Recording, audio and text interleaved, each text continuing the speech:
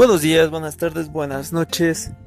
Primero que nada quiero presentarme, mi nombre es Raúl Herrera y voy a hablarles un poco sobre la historia del cine.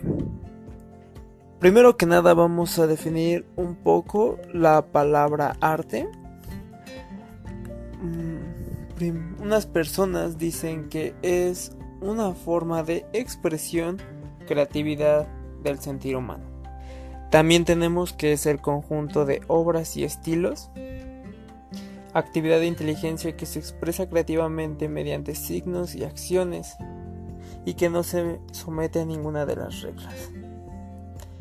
En especial el cine, necesita de una tecnología específica para poder seguir siendo. Es la única en la que podamos rastrear su historia de origen con hora y fecha exacta. Es importante que iniciemos desde la historia de la fotografía, pues cuando nace surge la necesidad de darle movimiento. Con esto, el señor Peter Mark Rogge fue un físico que en el año 1824 dio el primer paso para la explicación y realización técnica del dibujo animado. Después, el señor Joseph Plateau, que fue un físico belga, definió en 1829 el principio de la persistencia de la visión. En 1832 inventó el fenaquisticoscopio, uno de los precursores del cinematógrafo. Surge de su interés por generar movimiento en la imagen.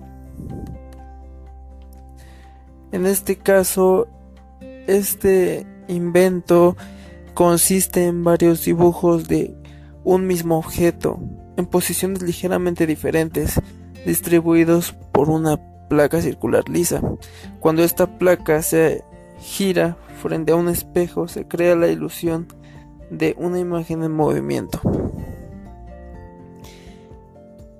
Años después, el señor William George Hone fue el inventor del zótropo en 1834. Este es una máquina compuesta por un tambor circular con unos cortes a través de los cuales mira el espectador para que los dibujos dispuestos en tiras sobre el tambor al girar den la ilusión de movimiento. En 1853, el señor Franz von Uchatius, gracias a la linterna mágica animada, que es un proyector de diapositivas con luz, el fenaquisticoscopio que hemos mencionado anteriormente, al zótropo y el estroboscopio, en 1852 combinó algunos inventos creando el primer ejemplo de una animación proyectada sobre una pantalla.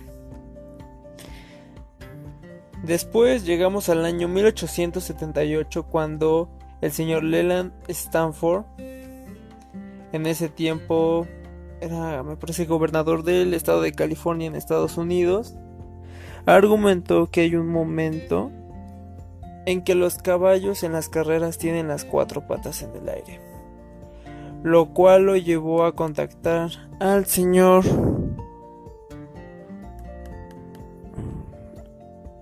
Muybridge para que él pudiera tomar en este caso diferentes fotografías con 24 cámaras accionadas con un hilo para que no se perdieran valiosos segundos y captar todo el recorrido del caballo.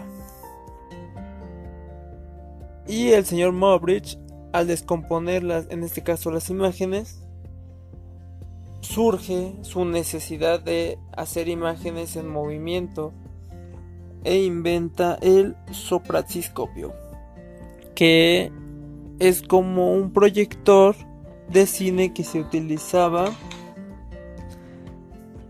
como fuente principal, luz y un disco de cristal, creando una ilusión óptica de movimiento.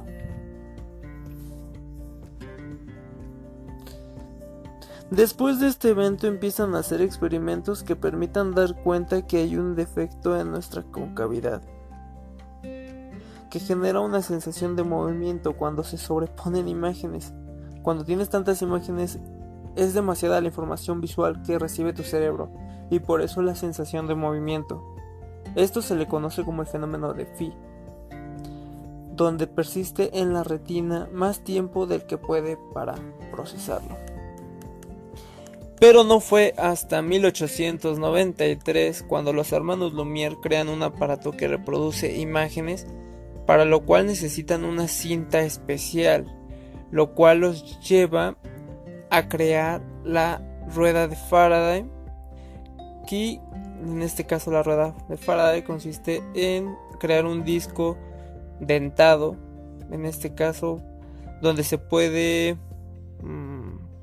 se pretende crear un aparato donde pones la imagen, la giras y parece que se mueve. Entonces los hermanos Lumière contactan al señor Kodak. Él tiene una cinta que a ellos les funcionaría para poder, en este caso, llevar a cabo este proceso. Dentro de las características que tiene en este caso la cinta es que es transparente, que es donde el señor Kodak hacía las cosas sobre un estaño que no dejaba pasar la luz, su longitud, su secuencia de fotos, y no solamente era una foto en una plancha, era una secuencia. Es flexible, tenemos que encajarla en la rueda de Faraday para que pueda girar, y era de un material muy resistente. Aunque los hermanos Lumière patentan el invento, el formato se lo debemos a la casa Kodak. Le corrían 16 cuadros por segundo en ese tiempo. Hoy son 24 cuadros por segundo. Gracias a la fórmula que hizo el señor Kodak de imagen sobre tiempo y distancia. A más cuadros por segundo, menos es la sensación de movimiento. Las primeras no se llamaban películas, ellos las llamaban vistas. Esto es un pequeño dato curioso, de que los hermanos Lumière eran empresarios, y de ahí, para presentar y probar el éxito posible de su producto, ellos buscan un lugar chico, cerca de un lugar céntrico, pero que no sea tan céntrico. No le tenían tanta confianza a su invento. ¿Qué tal que funciona? Pero ¿qué tal que no? Después de todo, estaban en una etapa experimental. Finalmente exponen en el Boulevard Capuchines número 14, al lado de la Ópera de París, un 28 de diciembre de 1895 a las 8 de la noche. Proyectan sus primeras vistas. Y para ese momento el señor Paul Pettit no muestra mucha confianza en su invento, así que hace un contrato por un año a 30 francos. Al cabo de un año, no obstante, ingresaban 1.500 francos diarios. Cuando presentan el invento, consideran que sería algo que beneficiaría a la ciencia y que los ricos podrían utilizarlo para registrar actos cotidianos. Para ello, basta ver los títulos de sus películas. Ahorita les voy a mencionar algunas de las películas que ellos realizaron, como La salida de la fábrica en 1895, Las calaveras de 1895, se inicia las películas de cine de horror, La demolición de un muro, filme en el que utilizaron los primeros trucajes de la historia del cine, El regado, también de 1895. Aquí se puede considerar cine de comedia, o también el inicio de una memoria colectiva, un gag. La llegada del tren. En este film se empleó la técnica del traveling inverso, que permite apreciar la profundidad de campo. La llegada de los congresistas. Esta película también es de 1895, en la que se muestra a congresistas bajando de un barco, y proyectada 24 horas después de su filmación, es considerada el inicio del noticiero moderno. A la primera proyección fue el señor Georges Méliès, director del Teatro Houdini, y queda maravillado ante las posibilidades que representa el cine. Aunque hay distintas versiones, los hermanos Lumière se rehusaron a venderle el aparato y por ello opta por buscar uno similar. Él lo encuentra en Londres, de ahí empieza a hacer adaptaciones literarias para la pantalla. Con estos dos, los hermanos Lumière y el señor Méliès, sobresalen las dos grandes corrientes y funciones del cine, documental y ficción. Por un lado, los hermanos Lumière prefieren que sean videos o imágenes cortos, que los actores fueran personas ordinarias, principalmente familias, pero ellos pensaban que esto era más para la ciencia y hacer en énfasis en hechos reales, sin efectos especiales, que la cámara tendría que destacar las perspectivas y angulaciones con la profundidad de campo y punto de fuga.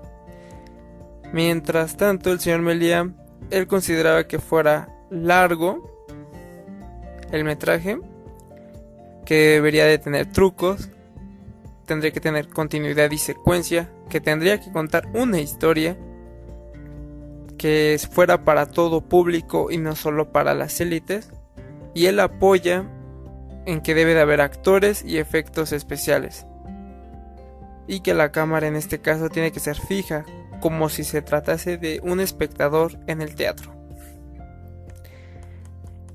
Algunos de los ejemplos de películas del señor Méliès, en este caso tenemos El viaje a la luna,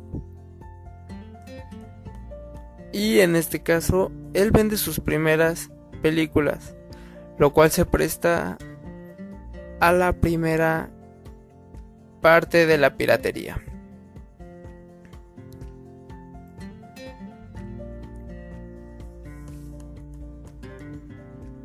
En este caso, él registró de sus películas hasta 1901. En cuestión de edición, el señor Méliès contaba, en este caso, cortaba la cinta y la pegaba. Tenía un diurex para unir la cinta y desechar la vizcacha.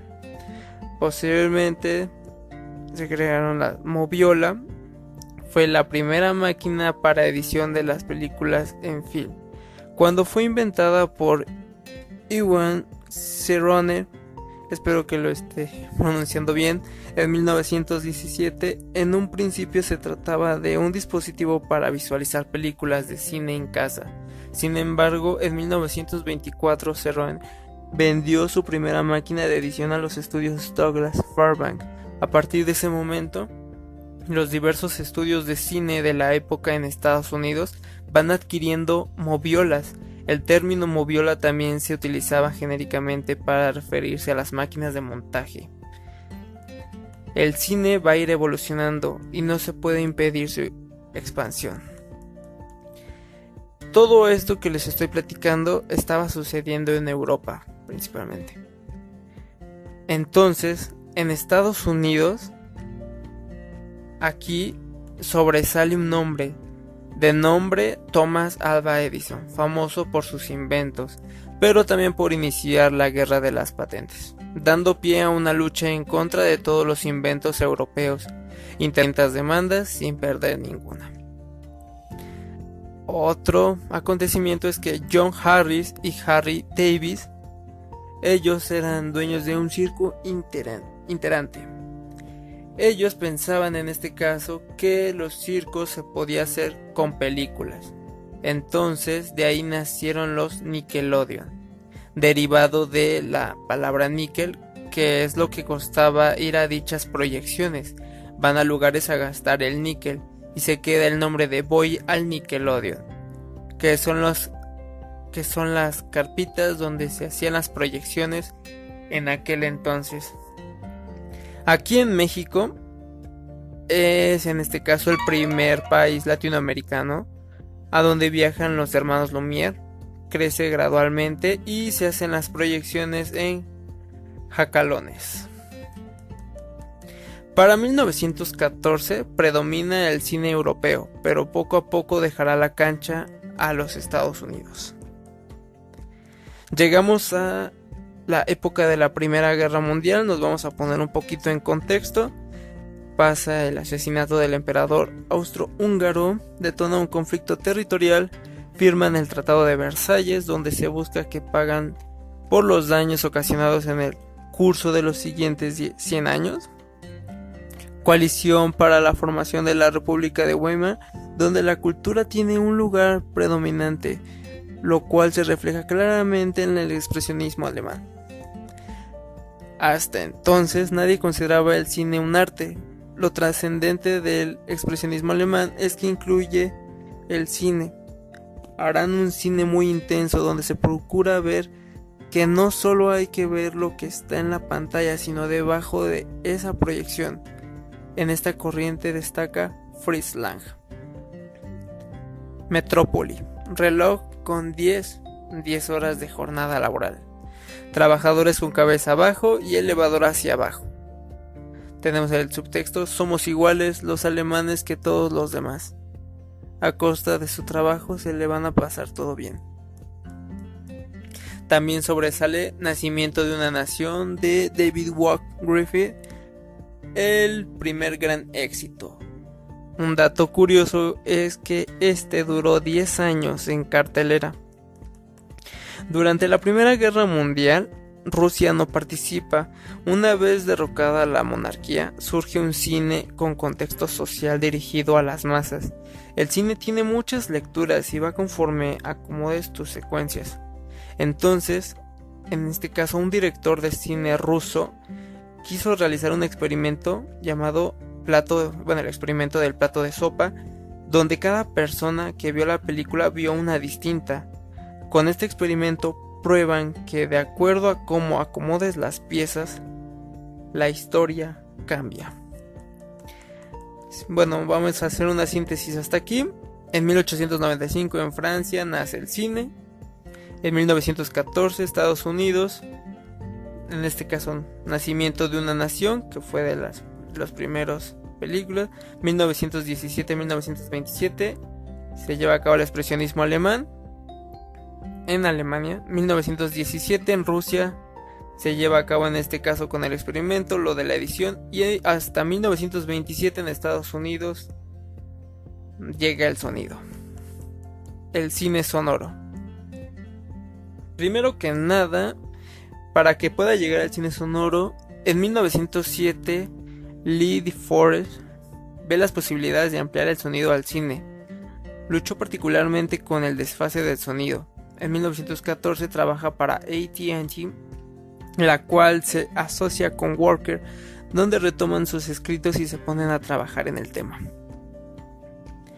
Se crea Cantante de Jazz, película en la que sueña que su hijo canta en la sinagoga, pero el hijo quiere cantar jazz. La propuesta incluye 5 musicales acompañado, el resto con intertítulos.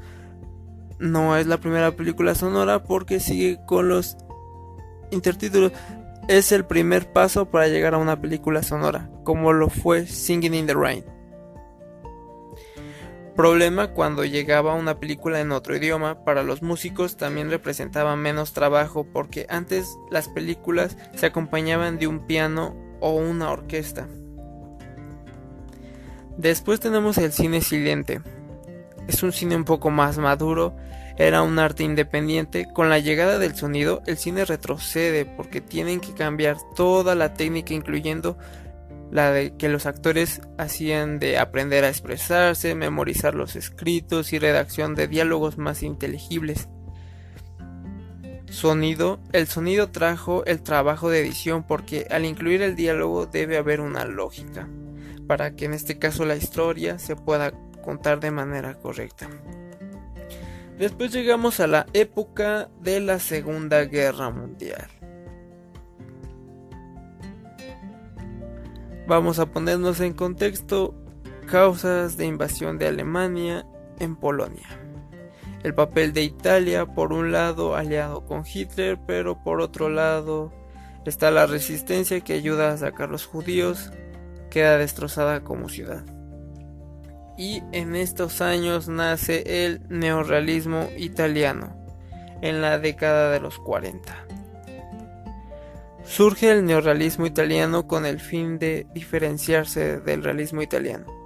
No necesita un guión, se necesita solamente la gente y las circunstancias. Con eso era suficiente. Lograban un equilibrio como pocas veces entre la realidad y la ficción. Después, el cine iraní actual se nutre de las películas del neorrealismo italiano y se crea Roma, ciudad abierta, la que inicia el neorrealismo italiano. Después, en este caso, esta película nos habla de la historia de El Pino y Francesca, que se van a casar, pero él pertenece a la resistencia, donde viven hay muchos de la resistencia y llega para llevárselos. Podría pasar como documental, pero es una ficción. Después, en este caso, llega un declive del neorrealismo italiano, alrededor del año 42 al 52, donde trabajan con guión abierto, el cine se vuelve reiterativo, los actores se vuelven profesionales y pierden caché. El arte representa momentos, cuando pasan hay que dejarlo atrás. Cuando pasa esto, en 1950 aproximadamente, llega la nueva ola francesa, donde jóvenes cineastas que han visto en mucho cine, en este caso con la Nouvelle Vague, surge el ejercicio de hacer análisis de cine, crear el Cahiers de Cinema, revista con la que se inicia su grupo. El cine tiene una comunicación a múltiples niveles. Visualmente, sello del director, se denota ante el público, cine de autor, temática que repite el director, y también equiparan al cine con la arquitectura, donde al igual que en una edificación, el mérito se va al arquitecto. En el cine el mérito se lo lleva al director, cosa que desvirtúa el trabajo en equipo. Todos estos cineastas vuelven al cine una cuestión elitista y burguesa, al bombardearte con cultura. En 1960 a 1995, 35 años donde emergen muchas escuelas de cine, hay muchos movimientos mundiales más que eventos locales. De los principales movimientos que podemos destacar locales que sobresalen es la Primavera Praga, joven cine alemán en los años 70 y la movida madrileña. Después, para el año 95, se crea el Dogma 95, que es el último movimiento como colectivo que tiene alguna repercusión. El objetivo de este movimiento era poner fin al elemento burgués en el cine, enfocado en un público en específico. Por ello, pugnan por un nuevo cine. Tienen un decálogo que, entre otras cosas, consideraba lo siguiente: el director no debe aparecer, no a los efectos especiales, no a la temporalidad de las historias, que deben ser muy cortas, todo en un día. Debe de traer el sello que certifique el dogma, debe ser filmado en 35 milímetros. Todo lo que sucede en la historia se debe filmar in situ. Esto quiere decir en el sitio, no en un set, no en montajes, para que en verdad sea creíble. Las muertes superficiales están prohibidas. Son los puristas del cine, pero de alguna manera este dogma hace que el cine retroceda más que avanzar. Habría funcionado mejor como un ejercicio. Dentro de estos ejemplos tenemos la celebración. Verás que visualmente le falta, no podrás mezclar el sonido o limpiar la imagen. Recordemos además que el arte no se somete a las reglas concretas, y en este caso imponen reglas que restringen la libertad creativa que supone el arte. Y llegamos en este caso al nuevo siglo, con las nuevas tendencias del cine contemporáneo, Para muchos, en este caso se refiere al cine contemporáneo. Algunos lo llaman cine postmoderno, otros hablan de la transmodernidad, tendencias muy actuales y donde sobresale la diversidad temática. Solo échale un ojo a la cartelera que tenemos hoy en día. La diversidad en cómo filmas, la diversidad en cómo distribuyes. Antes hablabas de los 5 grandes, hoy hay independientes que llegan o llevan sus películas a los festivales. Para terminar, en este caso vamos a entender que el árbol genealógico del cine quedaría de la siguiente manera: es hijo de la fotografía, es nieto de la pintura, padre de la televisión, abuelo de la era digital. Y concluiré con una frase.